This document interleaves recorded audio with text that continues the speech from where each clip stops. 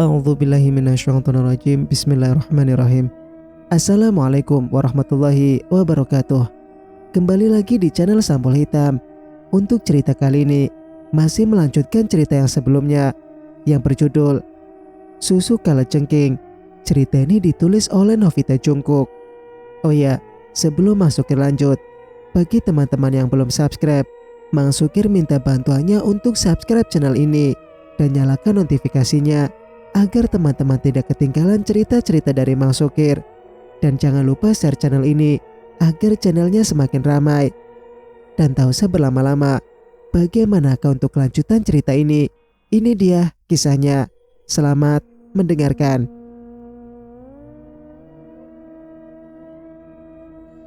Warung bakso Sari terlihat ramai. Banyak pengunjung bermobil yang datang. Arya dan Yusuf masuk ketika ada satu mobil yang terparkir di sana. Warung tidak ada orangnya sama sekali.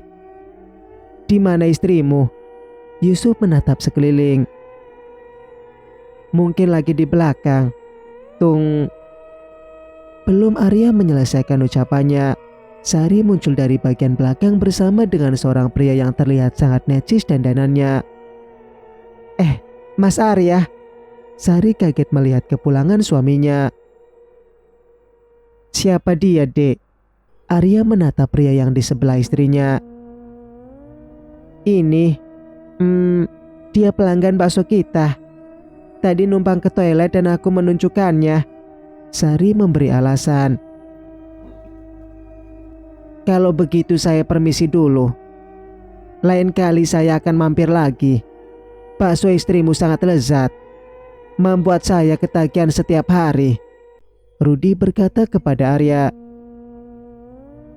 "Terima kasih sudah menjadi pelanggan bakso kami," jawab Arya sopan. Rudi segera pergi dari sana. Arya sama sekali tidak memiliki firasat apapun tentang pria itu dan istrinya.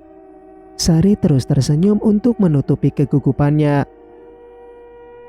"Buatkan teman Mas minum ya, Dek," pinta Arya. "Ah, iya Mas. Biar Sari buatkan teh ya," sahut Sari cepat. Arya duduk di depan Yusuf yang masih termenung memikirkan kejadian tadi. Sebenarnya dia ingin melayat, namun jasad Seto pasti akan langsung dipulangkan ke kampung halamannya. "Ini tehnya, silahkan diminum." Sari menaruh teh di atas meja. "Kenalkan, ini istriku namanya Sari." Arya mengenalkan istrinya. "Yusuf, Mbak." Yusuf mengangguk sopan. Sari segera pergi ke bagian belakang lagi, membiarkan Arya dan Yusuf untuk berbicara. Namun ia tersentak karena baru teringat sesuatu. Langsung saja ia bergegas dan menutup warungnya. "Kok sudah ditutup, Dek?" tanya Arya heran. "Baksonya sudah habis ini, Mas." Sari memberikan alasan. "Kamu ndak buat lagi ya? Masih siang ini," ujar Arya. "Capek sekali aku rasanya, Mas. Pelanggan tadi banyak. Besok saja lagi ya kita jualan." Sari memasang wajah memelas. "Oh, kalau capek ya sudah tutup saja." Arya ingin membantu istrinya. "Udah, Mas ngobrol saja. Sari bisa kok, cuma tinggal menutup saja," tolak Sari.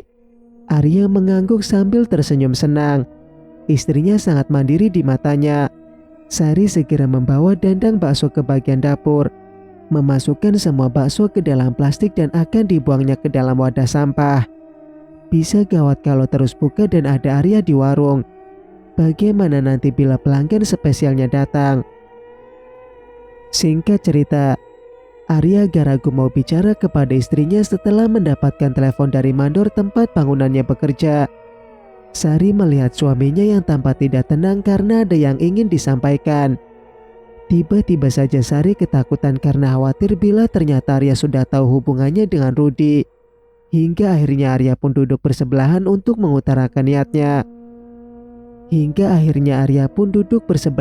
mengutarakan niatnya. "Mas, kalau pindah ke lain tempat bagaimana, Dek?" Arya bertanya pelan. "Pindah? Mau pindah kemana dan kenapa pindah, Mas? Sari kaget dengan ucapan suaminya. Bangunan itu kan baru saja ada korban. Jadi Mas dan yang lainnya mau dipindah ke tempat lain, jelas Arya. Diam-diam Sari menarik nafas lega setelah mendengar penjelasan dari suaminya. Tadi dia mengira bahwa Arya akan mengajaknya pindah rumah, sedangkan Sari sudah nyaman di tempat ini. Kalau bagusnya gitu, ya tidak masalah. Angguk Sari setuju. Tapi tidak bisa tiap hari pulang, Dek. Mas seminggu sekali nanti pulangnya, ujar Arya. Maksudnya Mas mau tinggal di camp? Tanya Sari. Iya, agak hemat juga kan. Ongkos yang tiap hari pulang pergi bisa ditabung. Yusuf akan tinggal bersama Mas juga, ucap Arya. Mungkin istri lain akan merasa berat bila berpisah dengan suaminya. Namun wanita ini malah girang. Dengan perginya Arya di camp, maka dia bisa dengan bebas melakukan aksi bejatnya dan mendapatkan uang banyak pula. Bagaimana, Dek? Gajinya dinaikkan loh kalau Mas mau. Arya meminta pendapat istrinya. Mau saja, Mas. Kan seminggu sekali kita masih bisa ketemu. Sari setuju. Kamu kok langsung setuju? Ndak keberatan pisah sama Mas? Arya menatap istrinya sendu. Bukan gitu dong. Kita masih bisa melepas rindu seminggu sekali. Ingat Mas, kita harus punya banyak uang dan pulang kampung sebagai orang sukses. Sari memberikan suaminya semangat. Mengingat bahwa memang ia sangat ingin segera pulang kampung dan tinggal bersama kakak satu-satunya, Arya pun memilih untuk kerja meninggalkan rumah. Mandor pun segera menyuruhnya datang setelah Arya menelponnya untuk bilang setuju. Arya berangkat bersama Yusuf dengan motor. Sebenarnya hati pria ini berat untuk berpisah dengan istrinya. Namun melihat senyum istrinya yang lebar, Arya pun jadi semangat untuk mengumpulkan uang. Sedangkan Sari merasa bebas dan tidak perlu pura-pura buka warung bakso. Kecuali saat waktunya Arya pulang dari camp. Namun hari ini ia tetap buka warung. Rudi tidak ada janji maupun mendatanginya. Malah 3 wanita yang pernah datang. Profesi mereka yang sebagai wanita malam membuat Sari penasaran dan mendekati mereka. Kerja begini itu gak bisa cuma mau mengandalkan muka doang, ucap Sinta. Maksudnya, Sari tidak mengerti. Buat apa muka cantik kalau servisnya nol? Selain cantik, yang bawah juga perlu dirawat dan dibuatkan campi, bisik Laura. Kalau kamu paling tinggal cari campi untuk yang bawah. Santi ikut menimpali. Emang yang bawah ada campinya? Itu kan harusnya ke dokter. Sari memang masih awam. Laura menjelaskan bahwa mereka ada yang memakai jasa dukun untuk membuka aura. Dan mereka juga memasang susuk pada bagian bawah agar legit dan menggigit sehingga membuat pelanggan mereka kecanduan. Emangnya kamu gak nyesal pengen terjun ke dunia ini? Sinta bertanya pelan. Aku butuh uang banyak. Dan rasanya kayak seru gitu lo bisa ganti pasangan, jawab Sari. Dih, pinal juga ternyata nih bocah, cetus Laura. Kami ada rencana mau datang ke rumah dukun itu besok. Kamu ikut saja dulu untuk konsultasi, ajak Santi. Bolehlah, kalian jemput aku di sini ya, pinta Sari. Mereka bertiga pun mengangguk setuju dan segera pulang. Bahkan Sari memberi gratis saja bakso itu. Bertepatan pula Rudi yang datang mendadak tanpa memberi kabar. Kok datang gak bilang dulu sayang? Sari langsung menempel. Tiba-tiba pengen kamu sayang, bisik Rudi yang tangannya sudah kemana-mana. Sari tidak menolak ketika Rudi menelungkupkan dirinya di atas meja. Pria itu menggaulinya dengan keadaan berdiri. Bahkan pintu pun tidak sepenuhnya tertutup. Sari mengerang merasakan nikmat. Kamu udah keluar ya? Kok becek banget gini sih? Keluh Rudi. Ah, Belum kok mas. Sari memang mendapatkan pelepasan. Perawatan dong sayang. Ini becek sekali. Protes Rudi langsung mencabut senjatanya. Loh, kau udahan. Gak enak ya punya aku. Sari tampak kecewa. Iya nih, pas kayak gini. Rudi membuka lebar kaki Sari sehingga menonjolkan rawa-rawanya. Jangan gitu mas, aku malu. Sari ingin menutup kakinya. Namun Rudi tetap memaksanya untuk membuka lebar. Tampaknya pria ini sangat kecewa karena milik Sari sudah tidak rapat lagi. Karena mereka memang sangat sering melakukan hubungan. Bahkan lebih sering dengan Rudi daripada dengan Arya. Lubangnya besar sekali sih. Pantas rasanya kurang. Rutuk Rudi. Kali ini bukan mengerang karena nikmat. Rudi memasukkan botol kecap di rawa-rawa yang basah itu. Bahkan dengan kasarnya menyodok-nyodokkan untuk melampiaskan rasa kesal. Jangan mas. Sakit mas. Rinti Sari meringis ngilu. Makanya jangan buat aku kesal gini dong. Uangku banyak habis untuk kamu. Tapi malah rasanya tidak enak. Cih. Rudi meludah di atas rawa. Maaf mas. Sari menangis karena merasa malu. Namun Rudi memang bukan pria yang baik bila sudah menelan rasa kecewa. Sedangkan Sari hanya bisa pasrah menerima kasarnya sikap pria ini kepadanya. Udah mas, sakit. Sakit mas. Pekik Sari ketika Rudi memasukkan kelima jarinya. Tanganku saja masuk semua ke dalam sini. Betapa longgarnya milik kamu. Hina Rudi. Aku akan merapatkannya besok. Aku janji. Isak Sari. Atau jangan-jangan kamu ada main juga dengan pria selain aku. Makanya jadi longgar begini. Tuduh Rudi. Tidak mas. Aku cuma sama kamu saja. Sahut Sari cepat. Bahkan milik istriku lebih sempit daripada punyamu ini. Rudi semakin kasar mengobok-ngobok isi dalam rawa. Sari hanya bisa pasrah merasakan sakit ini. Karena pria ini adalah sumber uangnya. Rudi segera pergi setelah melampiaskan rasa marah dan kesalnya kepada wanita simpanan ini. Sari mau berdiri saja susah karena saking sakitnya bagian rawa. Besok aku harus mendapatkan campi dari dukun mereka. Batin Sari segera menutup warung. Untuk berjalan rasanya sangat perih. Paling hari ini ia hanya akan berbaring sampai rasa pedihnya ini hilang. Singkat cerita, Purnama menatap rumah sederhana yang ada di pinggiran kota. Berulang kali ia mengetuk pintu rumah. Zidan juga mengucapkan salam. Namun sama sekali tidak ada jawaban dari sang pemilik. Purnama mulai kesal karena mengira Arya tidak mau menemui dirinya. Jangan marah dulu. Siapa tahu dia sedang kerja di luar. Nasihat Zidan. Arya tidak mungkin kerja mas. Dia kan tidak punya lulusan. Ucap Purnama.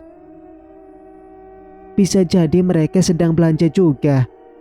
Ini kan warung bakso dek. Zidan membaca papan yang ada di depan warung. Berbagai macam perasaan bercampur aduk dalam hati Purnama.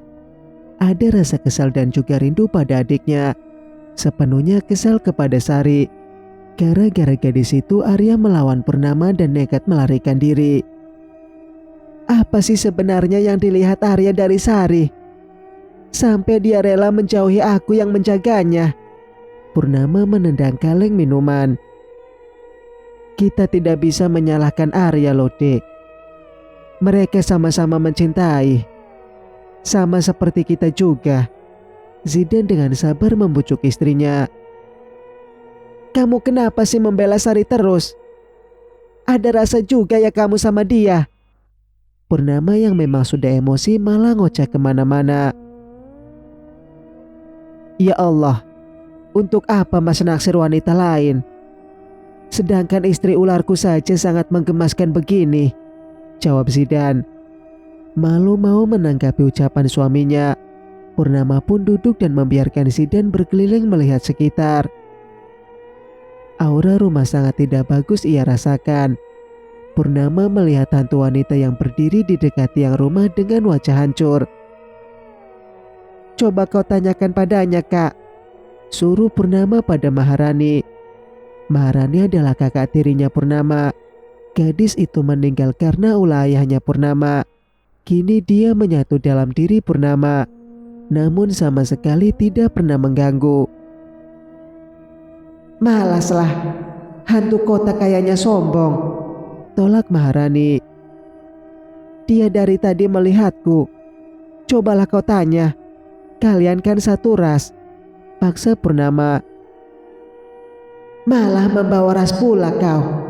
Mentang-mentang jadi kuntilanak. Aku kau suruh bersosialisasi dengan semua kuntilanak yang ada di muka bumi ini," rutuk Maharani. "Apa salahnya sih, tinggal tanya saja. Kau yang sombong dan merasa menjadi kuntilanak paling senior," Purnama merutuk marah. Maharani akhirnya keluar dari tubuh adiknya dan mendekati kuntilanak sedih itu. Purnama hanya memperhatikan dari jauh saat kakaknya sedang ngobrol santai. Bahkan mereka juga bisa tertawa lepas. Purnama jadi heran karena mereka cepat akrab. Padahal tadi sangat susah disuruh bertanya. Sekarang malah asik ngobrol dari A sampai Z. "Tadi gayanya ndak mau. Sekarang malah cerita asal muasal jadi kuntilanak," dengus Purnama. Zidan sudah kembali dan memang tidak menemukan apapun yang ada di rumah ini. Tampaknya mereka sedang pergi. Purnama menatap sekeliling rumah yang hawanya sangat tidak enak. "Jin itu sudah menguasai sepenuhnya," lirih Purnama. "Lalu apa yang akan kamu ambil langkah ke depannya?" "Tidak mungkin kita menyuruh mereka pisah, Dek," ucap Zidan. "Namun Arya pasti menderita bila tidak pisah," sahut Purnama. "Kita coba dulu untuk membuang jin susuknya Bu Kiki. Lagi pula itu kan hanya untuk terlihat cantik dan menarik. Tidak ada jenis yang lainnya," ujar Zidan. Dengan berat hati Purnama pun mengangguk setuju. Mereka pergi meninggalkan rumah ini. Nanti malam akan kesini lagi. Mereka memutuskan untuk menginap di hotel sambil menunggu adiknya pulang.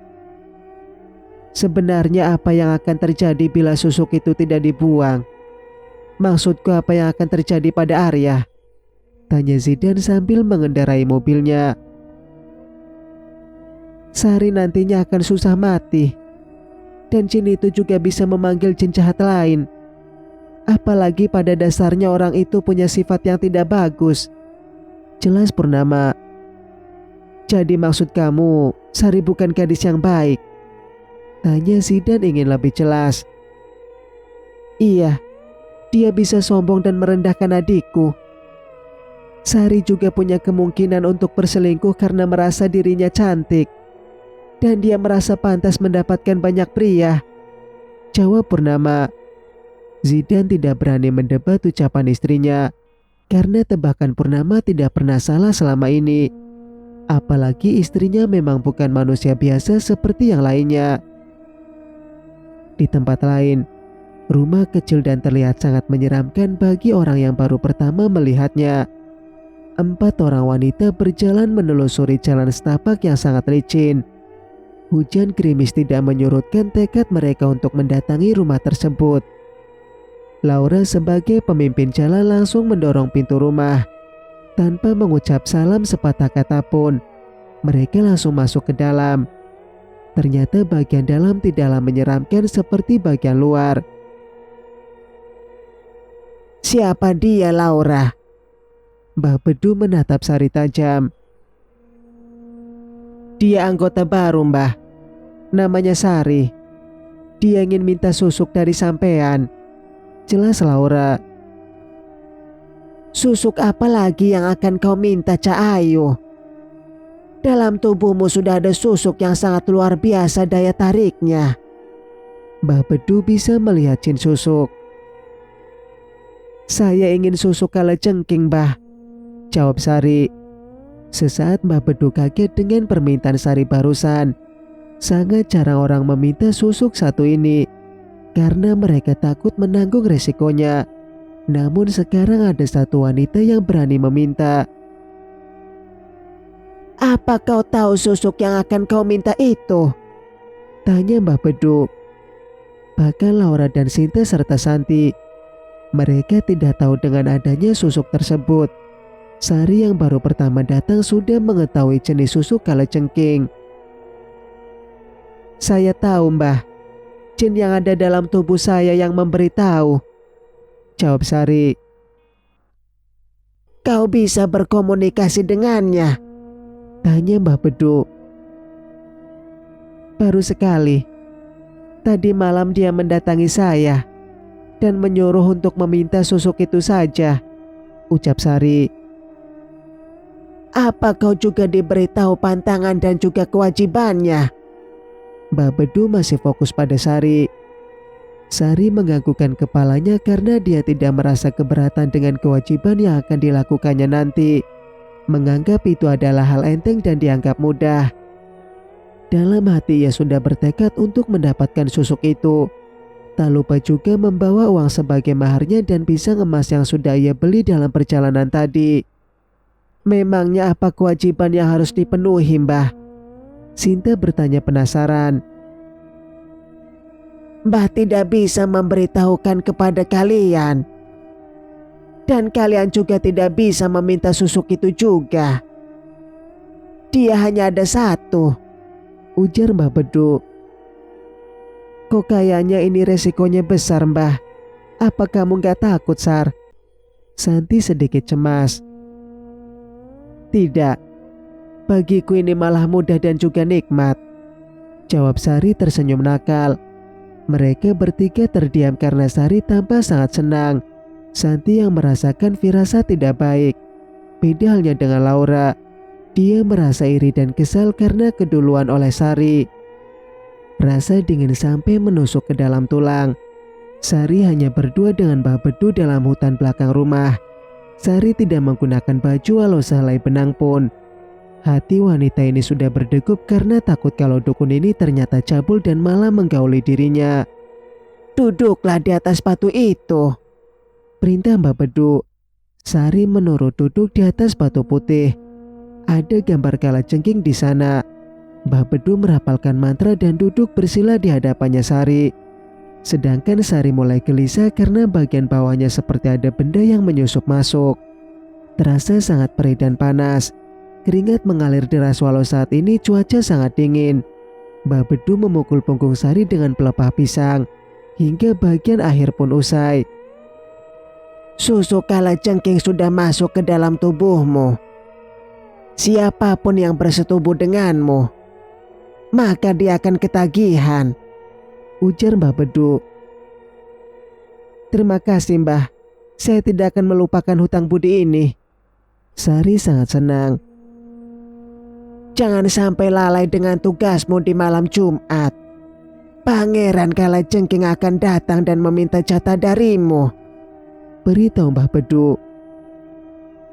Baik Mbah, angguk Sari. Sebisa mungkin kau jangan sampai mengecewakan dia. Atau nyawamu sendiri taruhannya, peringat Mbah Bedu. Sari berulang kali mengangguk paham dengan pesan orang tua ini. Mereka pun kembali ke dalam rumah dan menemui ketiga wanita yang sedang menunggu. Kini giliran Sari yang menunggu ketiganya. Mereka juga buka aura dan memperbarui susuk serta minta pelaris. Jadi gimana susukmu, Sar? Santi bertanya penasaran saat mereka sudah dalam perjalanan pulang. Udah masuk. Aku juga tidak perlu memperbaruinya setiap bulan, jawab Sari. Terus kamu mau kerja itu di mana? Kamu menghabiskan banyak uang untuk mahar susuk itu. Emang cukup mau satu orang saja? Tanya Laura. Jadi gimana ya? Aku udah sakit hati dengan cowok yang itu. Sari mulai bingung. Ikut kita saja. Nanti Mami akan melihat kamu dulu, usul Sinta. Sari menerima ajakan ketiga wanita ini. Ternyata mereka kerja di klub. Wanita desa ini agak gugup karena baru pertama kali datang ke sini. Hingar-bingar musik malam membuat telinga terasa penuh.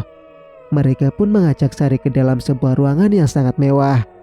Tampak seorang wanita gemuk dengan makeup yang sangat menor itu tengah menikmati pergumulan yang sangat vulgar. Mami. Oh, kalian sudah datang. Siapa dia? Mami langsung menatap Sari. Barang baru. Mami mau nggak memperkerjakan dia? Sungguh, kamu mau kerja dengan saya? Mami langsung berdiri mengamati wajah Sari yang sangat cantik. Iya, saya ingin kerja dengan Mami. Angguk Sari agak takut. Mami menjelaskan cara kerjanya di sini. 40% akan menjadi bagiannya, 60% milik Sari. Namun wanita ini akan menanggung semua kebutuhannya dari makan sampai yang lain-lain. Jadi saya harus tinggal di sini? Tanya Sari. Kalau kamu mau tinggal di sini, nanti akan Mami sediakan kamarnya.